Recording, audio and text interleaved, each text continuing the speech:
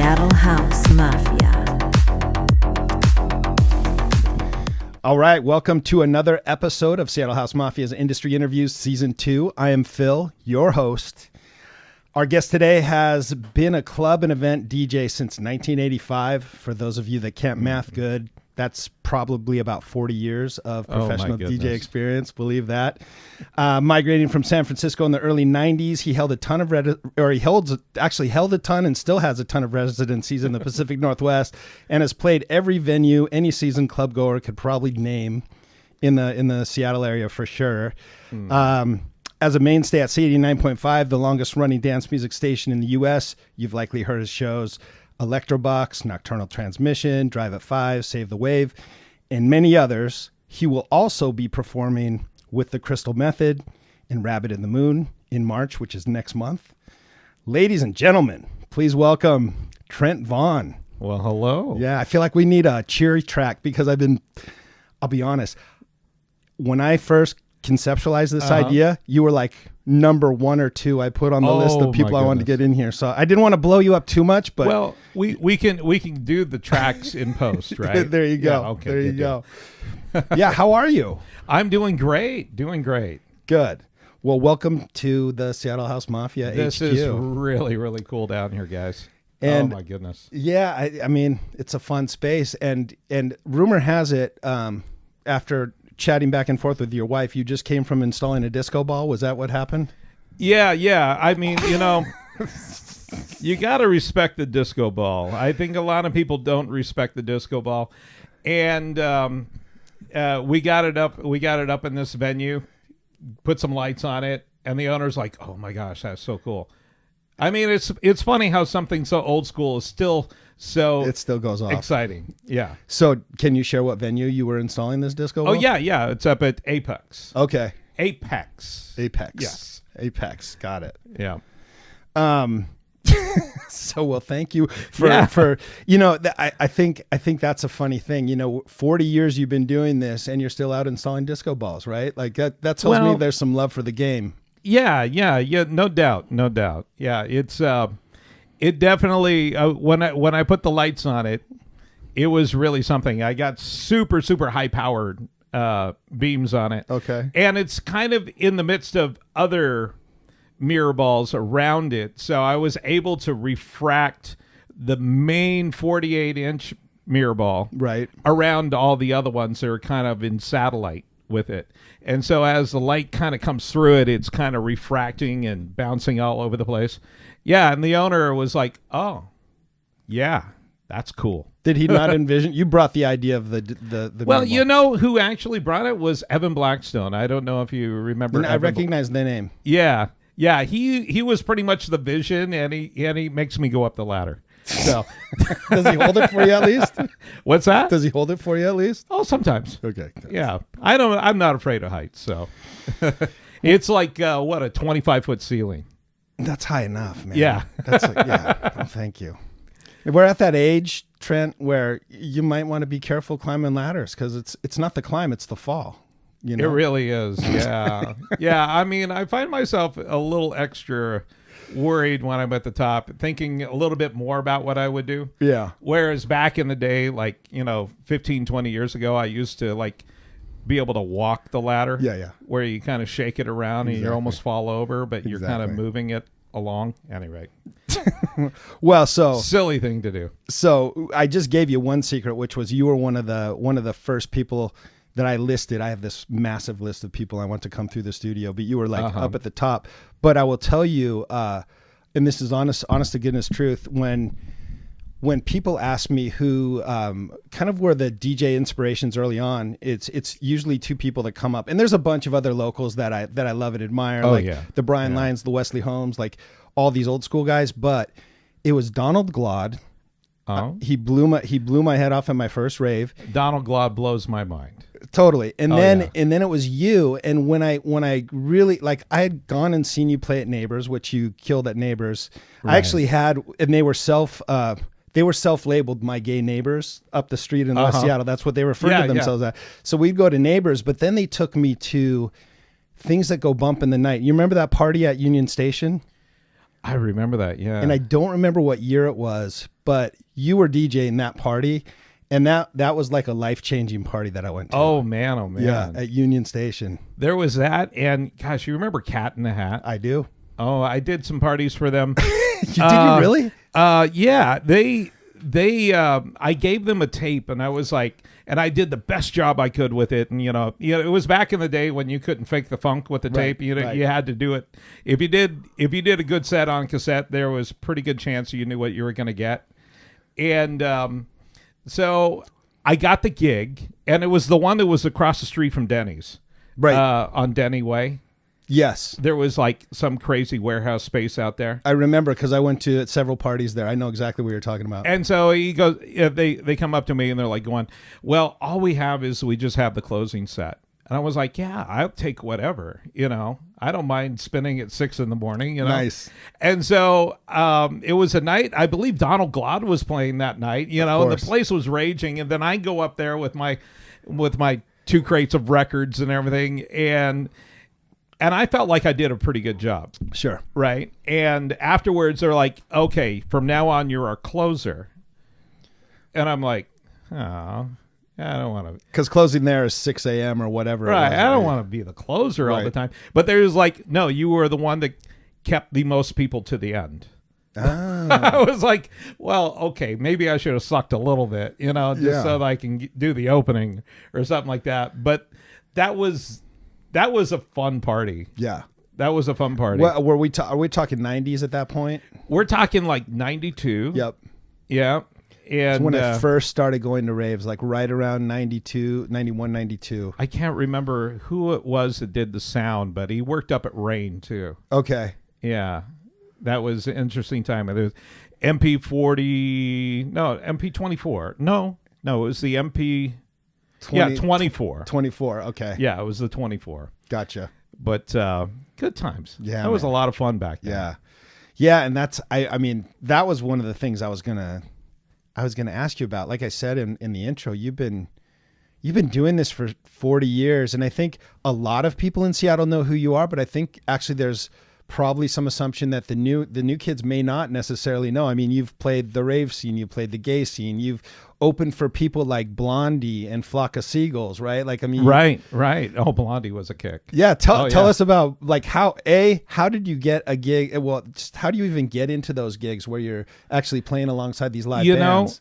It is one of those things to where I realize that it's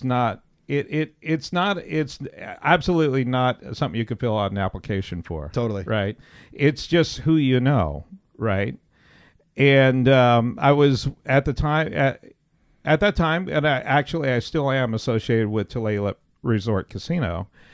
And it was just a conversation. And they're like, yeah, they were looking for an 80s DJ. And I'm like, oh, I can do 80s.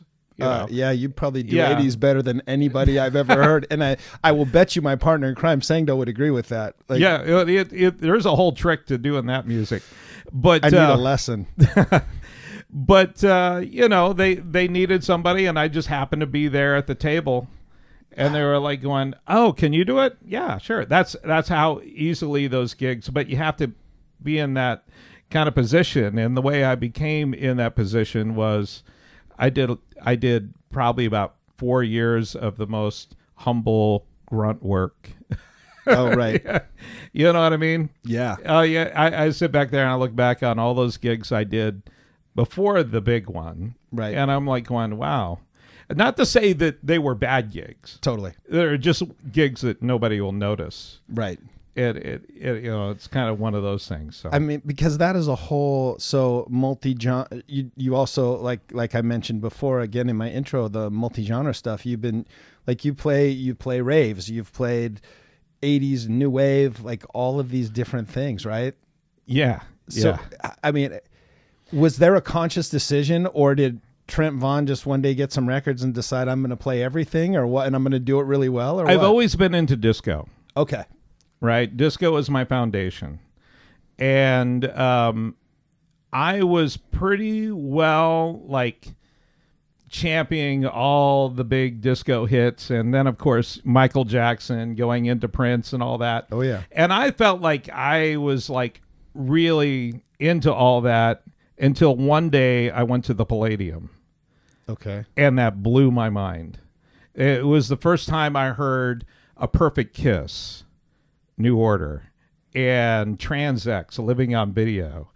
And those epic Italo disco records. Right. And it was by a DJ called DJ Steve X. And he held down Thursday nights, and I remember just watching this magic trick happen to where the songs never seemed to end. They were just continually being blended together, and it was that way. And I was like, how is he doing that? You know, and you know exactly what I'm talking about. Everybody else in the club is having a great time. Right. And you're spending the whole time at the club staring at the DJ. Obsessing and trying to get into, like, how is he doing that? What is he? And I think I'm speaking to the entire audience here of people that have done that before. Oh, for sure. And it was right at that point to where I was like going, oh, there's a whole world of club music I've never been exposed to. And I think that I probably spent the better part of the past, 40 years trying to retrace all those records that came out back then.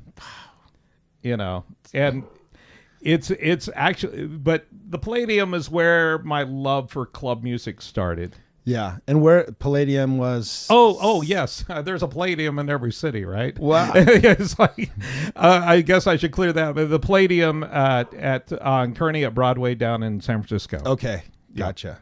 So that was almost that was before you were technically sort of on the DJ path. It was just what tripped you into it. And my first club I worked at, which was back in 1986, was a place called the Casbah. Okay. Spelled with a K-A-Z. Okay. And it was located in Napa, California. And it was a teen club down there. And that's where I cut my teeth and did some of the most, one or two really good mixes and probably about 40, sneakers in a dryer. So, where we all started, back then. I don't even know if kids understand the phrase "shoes in the dryer" at this point because sneakers in a dryer. It's kind of like that. If you throw sneakers in a dryer and it's the random claps and bumps that make no. That's what it sounds like when you purposely throw a record off beat. I know what you're talking about, and I used to use the term too. It's funny because I think a lot of people just with sync in general haven't even experienced the love of shoes in the dryer on a live sound, like a big sound system. Yeah. It's brutal. Yeah, it's like a car accident. But there is something to be said for a good train wreck. Yeah. And the reason why I never took that to heart is it's the one real moment you'll have with your crowd. Yep. Right? And they all look up at the booth like, what's wrong? What's happening? Why? Stop doing that. And then you go back. But the trick is never to go back there. Right. Right. But you'll notice that after a big total train wreck, all of a sudden the crowd is back with you because you almost get entranced over a period of time to where it's just constantly happening. You take it for granted. And you forget that there's a guy in the booth actually putting that together. That's the thing about actually the sync button, which I use on occasion. Same. You know what I mean? But there's a point to where you can become so perfect that you become boring. Yep. Right? And that little mistake that you take, I can't believe I did that, is a moment that you could have with the crowd and then take it from there, I have never either thought about it that way or had it vocalized to me, but it is interesting to think that it almost, not that we mean to do it, but it's almost like a strategic maneuver to pull the crowd back in. And they're actually kind of pulling for you, but you woke them up out of the trance a little bit, right? Right. No, the guy that that told me, it was kind of funny, but it was a story. I got a million stories, people. But I was there was a sound tech I was talking about in the pre moments when we first came over. Johnny Kometz. Okay. And he was up in the rafters, I guess, of Neighbors. He was back someplace, and he brought out this big reel-to-reel. I mean, big 10-inch reels and everything. Right. And he's going to record a rock lobster. And he didn't let me know about it, right? And a rock lobster was you specifically? Yeah. It was up at Neighbors on Capitol Hill here in Seattle. Longest running 80s dance party. So good. A new wave. Yep. And a Thursday night, people, and we were pulling like 1,400 people on a Thursday night. It was insane. Place used to just go off. Oh my gosh. I know. And at any rate, so I'm playing this stuff that is at best like a lot of work to keep, perfect. Yep. And you have to pick your mix. If you're like 8 beats late, you missed your window, Yep. And so I'm mixing along and I'm doing my thing. And at the end of the night, he goes, "Yeah, I recorded tonight." And I was like, "You what?" And he goes, "Yeah, I recorded tonight." And I was like, "Oh man, I'm sorry. If I knew you were recording, there was that mix." And he goes, "Don't worry about it." He goes, "Those are the moments that bring the crowd back." God, that's so interesting. And I was like, he goes, "Did you notice that after that, the place raged?" And I was like, "That's so weird." But after that, I never took it hard. Yeah. That I messed up because, you bring them back. Yeah. Anyway, so there's my little story with that. No, I mean, and this was, okay, so I'm going to back up a second. The first reason I got in touch with you was because I saw you had purchased a mixer that I was looking at, that Eckler Warm 2, that little rotary mixer. Like, we're old school guys. I didn't have much rotary experience, and I was looking at this thing and obsessing about it. And then I saw you had it, and I'm like, well, fuck, Trent knows how to DJ. I wonder what he thinks about this thing. I was terrible at it for the first month. Well, but then I got in touch with you, and you were so like cool and responsive, because I just hit you out of face. You don't know me from Adam. I mean, though I've been going to your shows for 30 fucking years, like, you don't know me, and you were just so cool about it. And then actually you connected me with your wife, who told me where she got it for you, because she got it for your birthday, which, what a cool gift. Yeah, right? it was before you could buy it even in the US, and we found some place out in Germany. Yep. And I went to the same place, but just like how, like, I had built up, I don't want to make you feel weird, but I'd built up who Trentvon is in my head, and I was like, this dude is not going to even talk to me, but I'll try, because I'm curious, and it'd be a nice intro. Right. And you just were like a regular cool gear dork who, just like me, and you know what I mean? We one year, me and my wife, we went to the Winter Music Conference. I want to say it was 2001. Yep. And we went around, and we just had like a side thing that we were doing, right? Yep. With all the panels and all the parties you go to. And you meet like 1,000 people, and every one of the DJs that we walked up to, we're like, okay, in high school, did you A, B, or C? And one of them was, were you in charge of the AV department? Is that right? And then two other things that were like off the path, right? Or whatever. And about 95% of them back then were like, "Oh yeah, I totally would go back and fix the projector," or something to do with the AV kind of thing. And we were all, and then that's kind of when I realized that DJs are kind of almost kind of the geekiest ones in the room. I totally agree. You know what I'm saying? And we just kind of found something cool to do later in life, and like, we're gonna DJ. But most of the people we walked up, they all had something to do with AV department. Yep. And did you do AV in high school? Of course I did. I even went one step further. I did the audio for the drama department, right? So I had to follow cues. And like hit lights and do all hit that lights and everything. Yeah, Holy drama. Love it.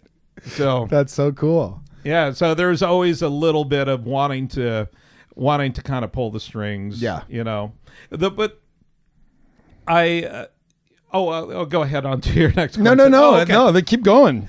I was kind of like thinking, going from that, I visualized where I was in the room, and I'm like, well, I was in a booth behind, the audience, behind the stage, kind of thing. And I thought about how much the DJ thing has kind of changed to where we went from the booth to the stage. Yep. And how a lot of DJs kind of, that's the way people see a DJ now. They see him on a stage, Everybody facing forward. Everybody facing forwards to it.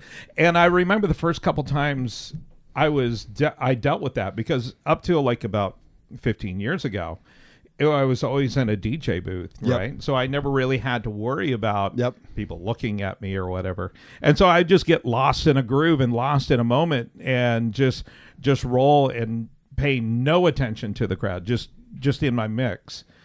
And the first couple times I'm in that space to where I'm on a stage, I'm like, I see all these people looking at me, and I'm like, what are you guys looking at? What's going? Is there something happening? Is somebody doing something behind me? Is the curtain on fire? Yeah. What's happening? I know. It was just so weird. But there definitely, in house music and in the rave scene, there is definitely the DJ has moved towards the stage. Yeah. Right. And it's become like a big festival kind of thing. Something I'm never that comfortable with, though. It's not my jam. Would it be fair to say, because I actually remember a post that you made on Facebook about this, and we got another time I interacted with you. I think this was actually before the mixer interaction, where you were talking about exactly this, where you were saying the speakers used to be the star and the dance floor, and you do audio tech, and that all has changed. Well, right? So if you're building a nightclub, you kind of think of what you're going to build that nightclub to do. Sure. Are you going to do headlining DJs that tour around, whatever? And so in that case, you can direct people just by the placement of the sound system on where to look. Right. And or are you going to build kind of like a neighborhood bar with a DJ, and it's not so much about a stage but about people dancing? Yep. And the one thing you'll notice is you have a wall of sound. It's like a freight train. Yep. Right. So you're looking at where the freight train's coming from. Right. And so you look towards the sound. So, and also the best sound happens to be closest to the stage. Right. And most of us want to be in a club where the best sound is. Yeah. Where's it sound the best? Right. And so sweet spot. People crowd right up to the stage. And venues like the Phoenix Underground and Neighbors and those places, they were set up in such a situation to where the sound system surrounded the entire dance floor. And the lighting wasn't behind the DJ or a stage. The lighting was all focused on the dance floor.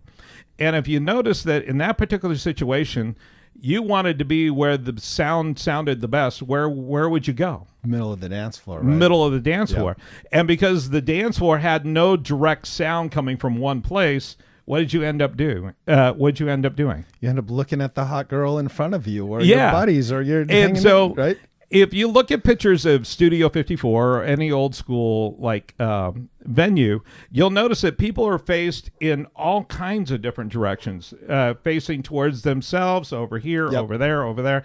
Nobody can care less about what the DJ's doing, right? The DJ's is keeping the beat, keeping the vibe going, and you seem to be like completely obsessed with the customer across from you. And I'm kind of seeing a resurgence a little bit with that classic disco kind of thing. There's a lot of house DJs that would prefer that people just danced with each other than staring at, because whatever I'm doing up in the booth is kind of interesting, but only to other DJs. Right. I want you to be into each other. Yeah. I think that's a super healthy perspective. And I think I've been doing it long enough to remember those days as well. And I mean, do you think it will go back? Do you think we can get back to that? Do you think we should get back to that? There already is some situations like I've dealt with, like, I was talking to one of the guys who used to be part of the DJ pool, Northwest Dance Music. Okay. And he's now the manager up at Tulalip. And they have this room. It's a live music room, right? It's the same thing. And they're like, we're going to put DJs up here. Right. And so you got a DJ standing on this stage that's designed for live music. Right. And I told him, I says, if you really want people to treat this like a DJ kind of dance club kind of thing, you need to put a couple Mackies on a stick behind them. Yeah. And he goes, why? And I says, because it'll pull their attention away from the stage and it will put the attention back on each other. Interesting. And if I'm pulling in like a David Guetta, of course I'm going to have the stage kind of thing. But I mean, yeah, it's funny. I wonder, because there's a whole generation, maybe 2 generations now of DJs that have only experienced the everybody facing forward looking at the DJ. And right. You look at Instagram, you look at whatever, any social media, and that's, it's just like people. And I sort of love part of it, but at the same time, I'm like, we're not that interesting to look at sometimes. After a while, right? Like, you got to kind of be a little more performant than like what you should really be focused on, right? Is the music and the mix and the EQ. You will find I talk to a lot of my Gen X fellows. Yes. And they're kind of like in that position now to where they're opening nightclubs and opening venues. Yep. And stuff like that. I have a buddy, Billy the Kid. I don't know if you remember the name. Yeah, for sure. He's opening a venue down in San Antonio. A little plug for him.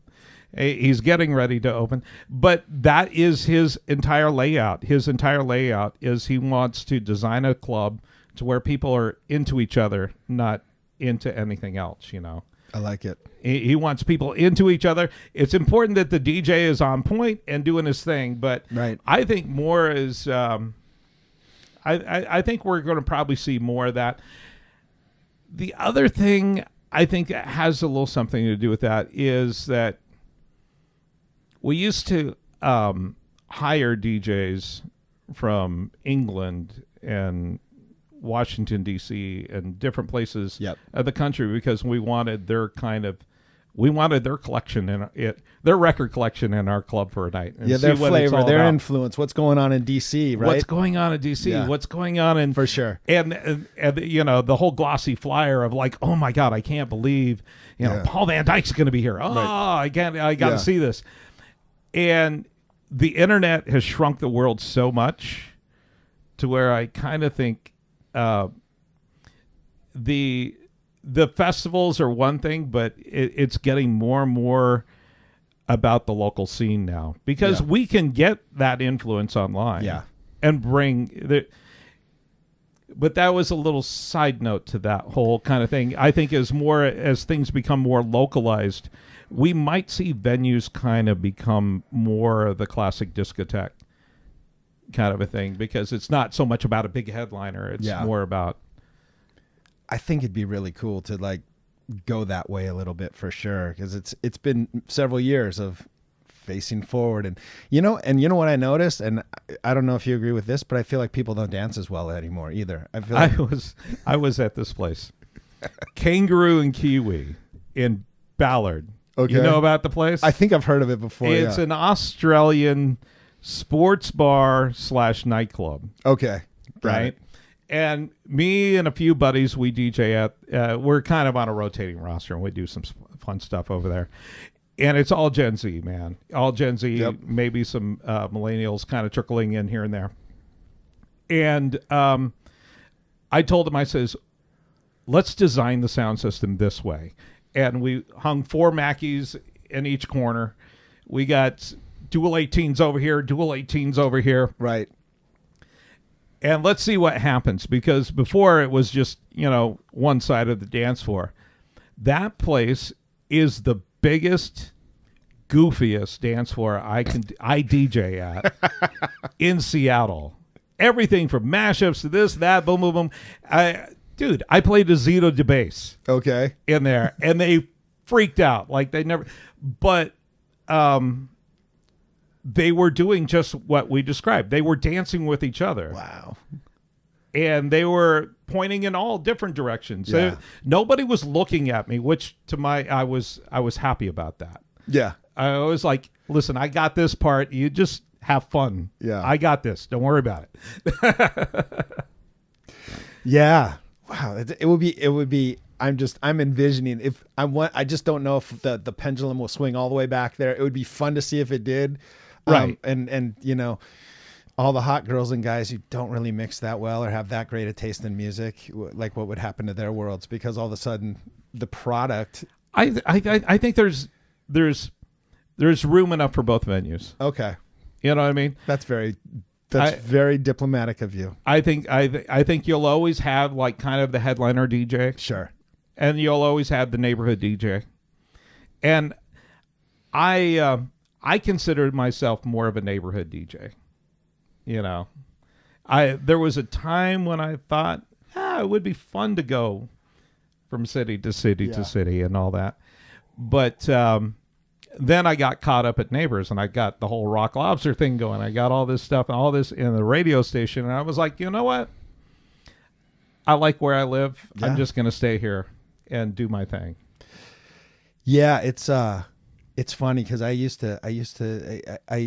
I kind of think the same thing, you know, and I never played as much as you did or had the name that you had. But, you know, there was a time where I thought if I really pushed it, I can maybe start touring and doing the thing and be part of these different crews. A friend of mine brought up the perfect name for what that's called. What is it? It's called Chasing the Glossy Flyer. Okay. Yeah. He goes, man, there was a time when I was chasing the Glossy Flyer. So what you're saying is we've all been through some version of that. We've all chased the Glossy Flyer. Fuck. And I'm so cliche. Some of us went for it. Yeah.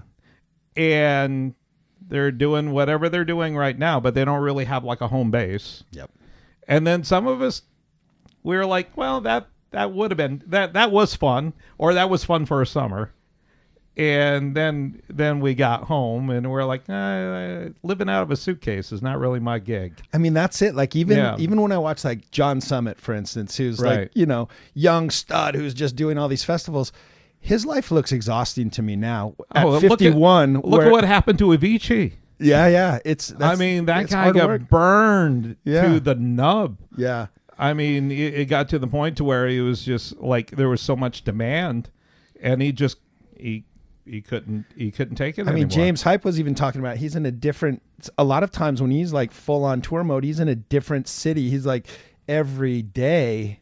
Right. You can't enjoy Ibiza or fucking Florence or whatever if you know you have to fly out at 3 a.m. after your set. Like, I just don't. It doesn't really matter where you are if all you're seeing is the DJ booth and then going to the next one, right? Going to the next, yeah. Yeah. So, I mean, you know. I'd like to give it a try. Like you said, for the summer, I'd love to have a summer of that, for sure. Yeah. A summer, go out and do your thing and go, okay, now I'm back home. Yeah. How's the mortgage doing? Okay. You know. Exactly. Does the car need an oil change?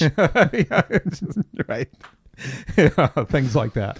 But, well, that's I was going to actually ask you about the radio piece of it, because not only have you had such a varied experience with, you know, doing club and event DJing, and even alongside these live, you know, what did I say? I said Blondie, but you've also done Flock of Seagulls. There was a dude from Stray Cats you played alongside. Oh yeah.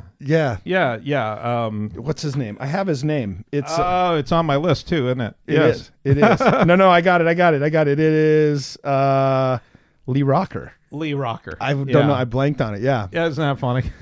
We're both, what was that? No, the best one. Actually, this was a funny story. There was a LAP, like listener appreciation party, that we did for C89. Yeah. And this particular one Brooklyn Bounce was there. Okay. It was like, oh my God, Brooklyn Bounce. And anyway, so Brooklyn Bounce, here he is. We flew him in. He's all part of the party and everything. And I was on before Brooklyn Bounce. And I was just, did my whole thing. And I had to do it with turntables because, I'm a show off when I'm on a stage. Yeah. I got to have my turntables, right? Of course. And so I do my whole set and everything. Everybody's, they're having a good time. It's a big party. Right. And then afterwards, there was like a live performer, and we did a set change, and Brooklyn Bounce was coming on next, and they set up a couple CDJs, a couple CDJ 1000s, I think were at the time. Yep. As was the style at the time. Yep. And, a whole Pioneer setup, and he freaking just kills it, right? Just hammers it.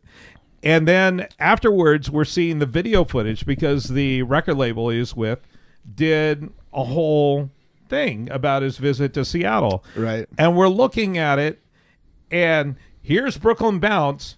And then when they focus on the DJ gear, there's my hands on my turntables.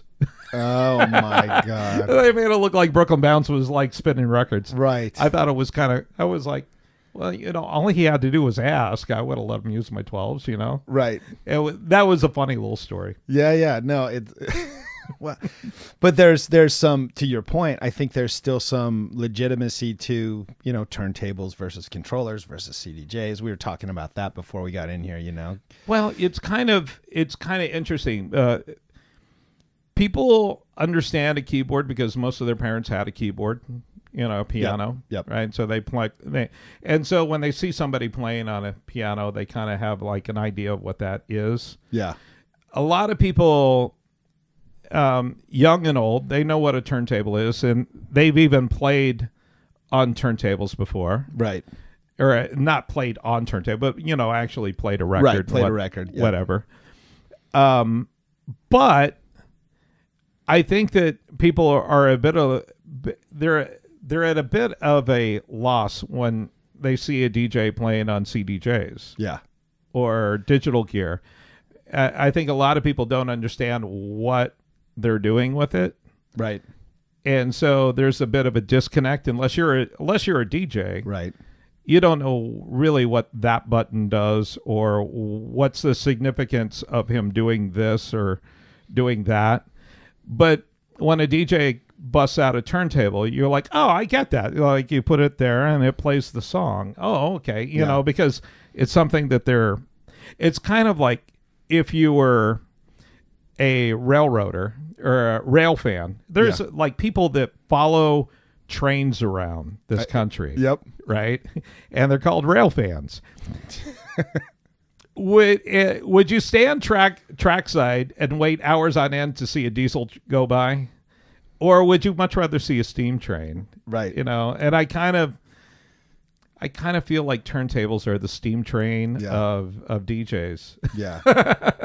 I mean, for me, it's still, I think, I agree with you, but I think and there's like a little bit of a novelty now because so many, I actually had a buddy come over the other night who's never even touched vinyl before. And I was actually like walking him through how to look at the grooves on a record. Like I just assumed he would understand that. And he was like, so that blank line means a new track. And I was like, yes, this is so cool, cute. Yeah. It's so cute.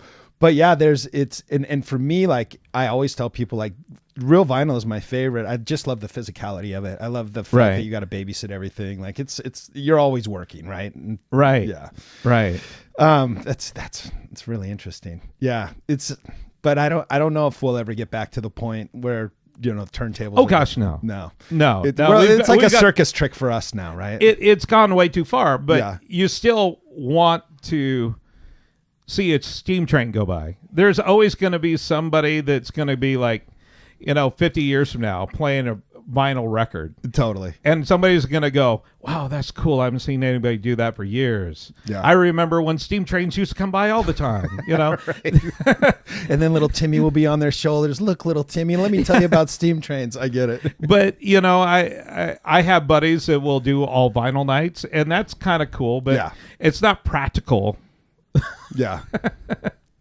It's not practical. And again, without sounding like too much of an old guy, especially if you're playing like open format, that's a lot of shit to carry. Oh my God. Right? Like, not only turntables, but if you're carrying real vinyl with you, that's a lot of shit to carry, and that's a backbreaker. Yeah. And if you got stairs, Forget it. I had a refrigerator dolly Yeah. that I used to load all my crates on. Yeah. And I would go 4 crates deep, Yeah. you know, It's a and lot. people would go, why do you carry so many records with you? And I was like, I'm not sure quite I don't even know what I'm going to play for your set tonight. You know, That's what I kind of love. have an idea, but I don't know. Yeah.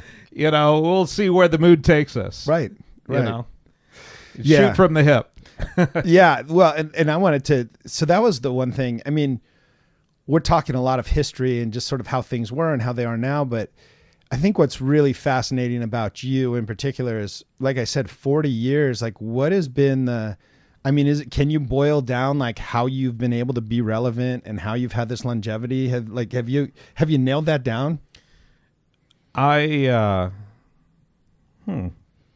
you also have radio experience, right? Well, yeah. I feel like I'm glad you asked this question, because there was there's the cool kids, then there's your everyday folks, right? And like we all know where the cool kid clubs are. Yep. Right. And I always kind of felt like everyday folks wanted to be they want to feel like they're in a cool place, right? But they don't want it to go over their heads all night. Right. Right. So I would work at a venue like Neighbors or the Phoenix. The Phoenix is a great example of this, because the owner of the Phoenix, Rick White, used to come in. I remember Rick. Yep. Yeah. He would tell me, he goes, we have everyday folks that want to feel like they're somewhere cool. You know. Yeah. And so what I would end up doing is I'm playing the Alice DJs, and I'm playing the ATVs, and I'm playing the this, and I'm playing the that, whatever. And I would intentionally like throw in like the coolest trance record, Cafe Del Mars and stuff like that. And I would throw in something that I know that no other top 40 club would ever get close to playing. But I would play it just enough to where, okay, I don't want to lose them. So I come back to their side. And then we would kind of do this little ballet to where we kind of go back and forth, kind of swimming between the hits to the cool stuff, back to the hits, back to the cool stuff. Yep. And it was kind of really cool, because I noticed like college kids, and every kind of walk of life, and they would like go, they would hear all their favorite music, but they're like, what is that? What is that you're playing? And then a friend of mine, Billy the Kid, again, I'll bring him up. He goes, what we do is we make, we have fillers and killers. Mm-hmm. The killers are the hits. The fillers are the ones you sandwich between the hits.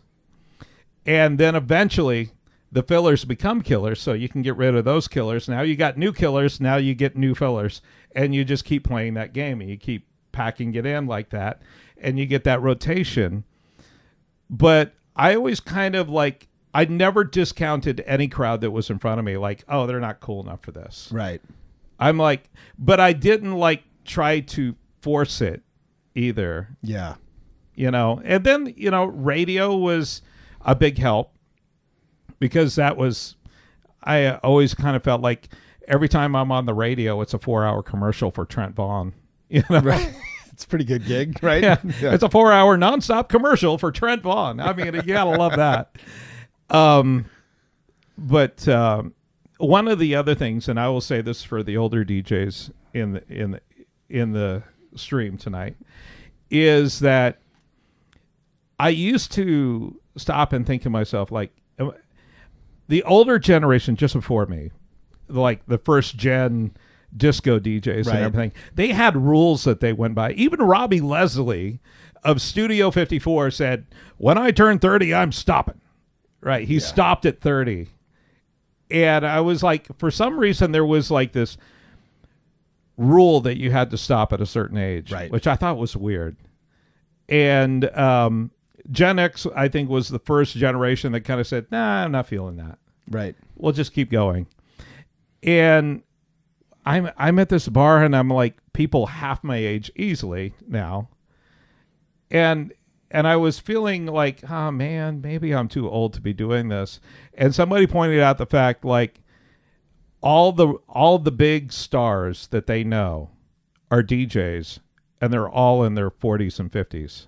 True story. Yeah. So none of those kids out there actually think it's weird for you to be up there DJing. Not like the way I probably would have felt when I was in my early 20s. Right. God, why is there a DJ here that's like 35 years old? I mean, he's got so much white in his beard. What's going on? What's going on here? But on the flip side, it's not unusual for them to see. I mean, think about all the biggest DJs. They're all over the age of 30 right now. I think so. Yeah. You look at like the top 100. It's really interesting to sort of see that. And there's some.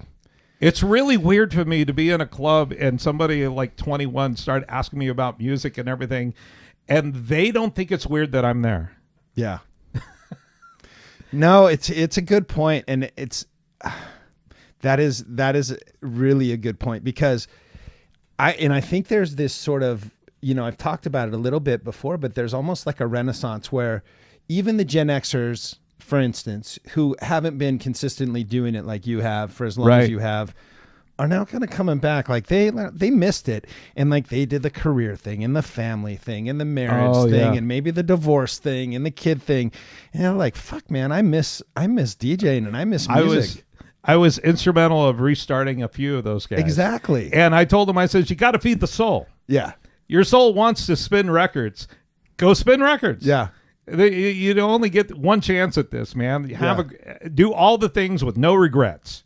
And you don't have to go, be at the cool kids club like you said. Right. You could play a sports bar. Shit, you build a studio that you love because you got a little disposable income and you play at your house, right? Like I have a buddy that he's retired Microsoft. He turned his entire bottom half into a nightclub. Exactly. He's like, nobody will have me at their club.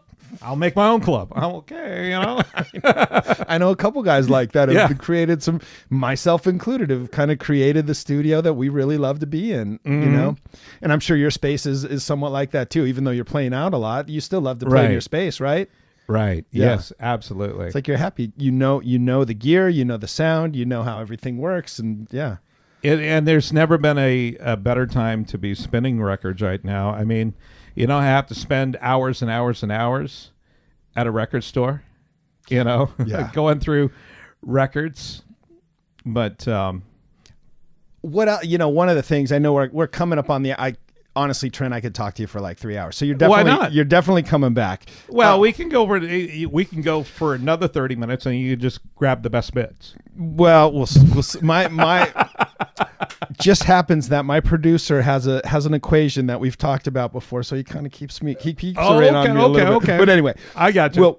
We'll see where we go. But what I was going to ask you, along the same lines of just longevity, is I kind of feel like you've created at least in my mind and my experience, you've created a legacy for yourself. But is there for you, is there an end goal? Is there a legacy that you want to leave? Is there something you're still working towards because you're like you're the DJ in Seattle for so long.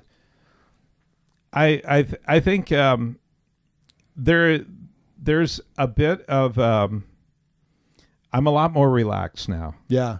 Less competitive? Well, when you're in your early 20s or when you're 20s and 30s, it seems like everybody was like trying to climb to the top of the heap. Oh, yeah. And after the pandemic, I got a call to work over at Supernova. Okay. And I was like, wow, that's crazy. How cool is this, right? Yeah. And I get down there and I do my gig, and I realized that whatever rat race I was in before, I don't have to worry about that now. Right. I've already solidified that legacy. So now I get to just enjoy it. Yeah. I get to just go out and have fun with it, because there's nothing I'm ever going to do from this point forward other than win a Grammy or something. Right. I mean, I am happy with what I've achieved, and anything I get from this point forward is just gravy. That's awesome. You know, awesome to hear. I love it when people come up to me and tell me things, and I'm happy to help them out, you know, and help them climb the mountain or something like that. But I'm just glad to be over that high testosterone, freaking highly competitive market. Yeah. I see maybe people go through now, but I'm like, that's not my game anymore. Right. You know, yeah. I'm just here to have a good time. And I'm excited to be asked to the party every time. Yeah. I can't believe it. I'm like, really? You want me to come down? You're interested in me?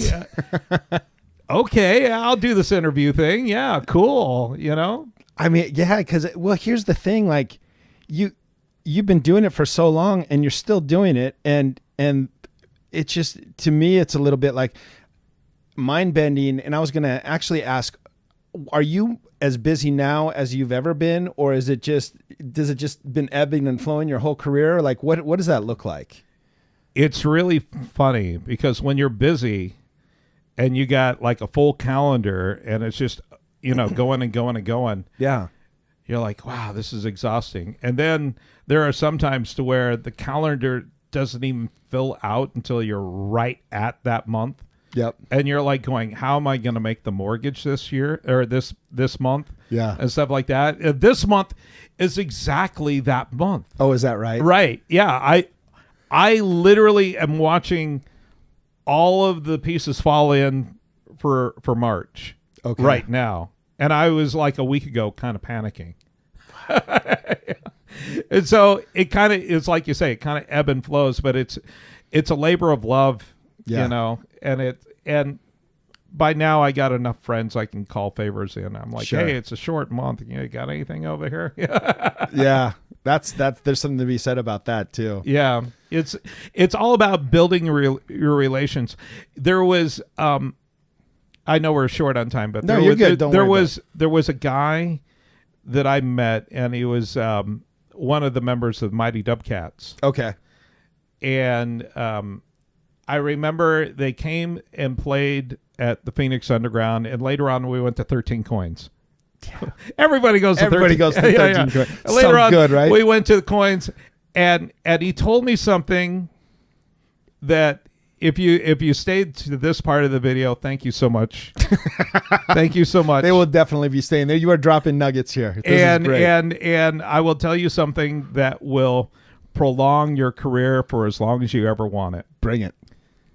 Never, ever burn bridges. Don't ever burn bridges. Unless there's only one, and this is what he was telling me. He goes, because you never know when you're going to, whether that's going to be a bridge that you'll need to cross later on. Right. And you'll never know whether if that person that owns that nightclub that you're super upset at somehow is the yes or no vote down in LA or something like that. Right. You don't know where these people today will end up in your career. However, there is an exception to that. If the guy is a complete dirtbag, he goes, you burn that bridge down to cinders. And you will never, ever come back to that bridge again. But in this industry, it's a weird kind of industry. And some people seem like they're really, really bad people. But the best thing to do is walk away from it. Yeah. Don't burn that bridge, because who knows? Maybe they'll see the light, mature, they'll get their life in a better place, and all of a sudden they're in a place to where they may flag you in, but they'll remember that time in Seattle back when I was, but you were kind of a jerk too, and I don't want anything to do with you. Yeah. So never, ever burn bridges is what I'm saying. And so just to clarify, give me a couple examples of what dirtbag behavior would be. Would it be like not paying you ever after a gig? Wow. Because I've had a couple of those. Money is a it depends about. I think it depends on the situation. Yeah. Money is a little bit dicey, but it's a judgment call at that point. Right. Who knows? Maybe that person may get his life back in order. Yeah. And his dirtbag moves of today they might understand something different right later on in life. Just don't ever burn bridges. Try and figure out a way to get out of the situation without making an enemy. Yeah. Is what it is. No, and you are exactly right. And I think you can apply this to so much of life without getting too old and philosophical. But we don't know what other people are going through, right? Whether they're a club owner, promoter, whatever, and they might be having a tough go. They could have a parent that's terminally ill. They could have a ton of things going on, and it just happens that you're in the fallout, right? Right. And I told Brent I would not. My wife, I told her I would not mention names, but I'll tell you a name after we're done. Okay, fair enough. Of a person that I will not burn bridges with. Oh, interesting. Yeah. Yeah. Don't want to go on public record. No, that's fair. I know. You have so much history and experience with so many folks here in the city. And I'm recently exercising my rule is what I'm doing. Is that right? Yeah. Wow. Well, good for you. Yeah. Man. We got everything? I don't know. No, dude, there's so much more, but like let me see. Luciana once wanted my Let's Have a Kiki shirt. Oh, what is that? Explain that. We were doing an LAP again, and I was wearing this shirt, Let's Have a Kiki. Okay. And she was going on, and she thought she could take the shirt off my back. Oh, so so for her that. performance. Let me see. Debbie Harry actually wore. Oh, we were. Me and Debbie Harry basically had the same outfit on. That was fun. So Debbie Harry, tell me the truth. Is she like as hot in person as like she seems to be kind of ageless, right? Debbie Harry. I mean, you're married and I'm married. I shouldn't be even asking this, but she has an aura. Yes, that's what I'm talking about. She's something, man. It's weird how she's walking up to you and you're like going, what's this She's old something. frail grandmother? What is she going to be able to get up on stage? What's happening? Yeah. And you're like going, I wonder. And boom, she gets on stage. Clicks in. All of a sudden, she's got all the energy, anything. I'm looking at her on the video screen going, is that the same person that walked by me? Oh my gosh. That is amazing. It is pretty wild to see that kind of energy from some of these like folks. And when she came off stage, she was still bouncing like she was a 20-year-old or something. Unbelievable. But she does have this glow. Yeah. And it's like with Bowie or anything else. I've never met Bowie, but I can tell you one thing. I've seen Bowie, I've seen Tom Jones, I've seen all the greats. And you wonder, how are they still out there? And then you go see them live once and you're like, Yep. It's the weirdest thing, right? There's this entire stage, musicians, people playing instruments, everything. And you're like going, and then Bowie comes on stage and all of a sudden that's all you see the entire time. Yeah. And you're like going, why am I fixated? They just have an it. Yeah. And then you figure it out. You're like going, I don't know what it is. It can't be taught. You can't be learned. You just born with it. Yeah. And Debbie Harry is a person that is born with it. Yeah. And it's undescribable. It's unfair to most, right? Yeah. Because there's a lot of people that want it, but don't have it. Yeah. Sadly enough. No, I agree. I think we all wish, right? But yeah, you're right. And you can sense it. Well, so before we cut you loose back here, I know I managed to go 5 minutes over. I love it. Paul hates me, but no, I love it. Okay. But what I was going to ask you, I know you have the Crystal Method show coming up. Yes. So what is are you playing before the band? Are you playing in between? Yeah. I'm kind of your I call it the meet and greet set. Yeah. Right. I'm not expecting anything great. I just want people to come into the night, see their friends, grab a cocktail. I'm going to be playing some cool stuff. Start bobbing their head. And kind of bopping their toes tapping, heads bopping. That's So all I'm important. looking for. So important, though. Toes tapping, heads bopping. If you want to dance. But that's not my main focus. My main focus is meet, greet, cocktail, toes tapping, heads bopping. And then shortly before the main attraction comes on, then I want you dancing, right? But that opening set is so important. So important. You don't want to beat the crap out of people right walking through the door. You just want toes tapping, heads bopping. And from what I've seen of you, like you're masterful at building that, mindfully, intentionally, right? And you want people interacting in that first hour, Okay. And getting comfortable, acclimating. Yep. Yeah, and I think there's gonna be a wide swath of age groups and different walks of life. It's gonna be so much fun. Yeah, that's a badass booking for you for sure. Any other things coming up, or is it just easier? You got so much going on that we just send them to the Trent Von website. Like what's the best? trentvon.com. Nice. TRENT V as in Victor ON.com. I can't make it more simpler. Yeah. Yeah, beautiful. That's it. And there's a calendar there. You can see what's going on. There's links to my Mixcloud, right on, which I'm super happy making that jump from Twitch to Mixcloud. Yeah, I saw that. The bit rate is so much better. Yeah. If you're a fan of music, Mixcloud's where it's at. Oh yeah. They don't compress nothing, man. It is wide open and fully licensed. They're not paying me for this, but hey, Mixcloud. Yeah. Yeah. Yeah, and I just want to say, for the folks that may not be familiar, usually like some of the younger kids who have only spent time in the cool clubs and the cool parties and may or may not be familiar with you, like you want to see some real proper professional legacy. Like this dude has inspired so many DJs like myself, Oh, man. But it's true, man. Like I would say anybody in my age group who's still doing music in some capacity or another has been inspired by you.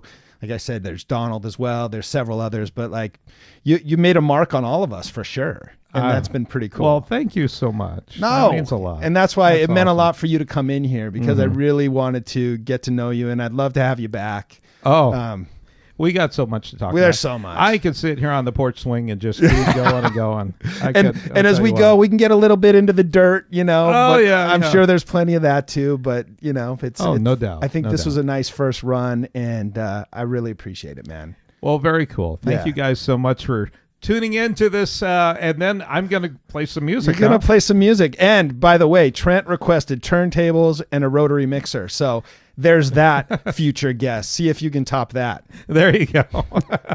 Thank you so much. All right. Thanks, Trent.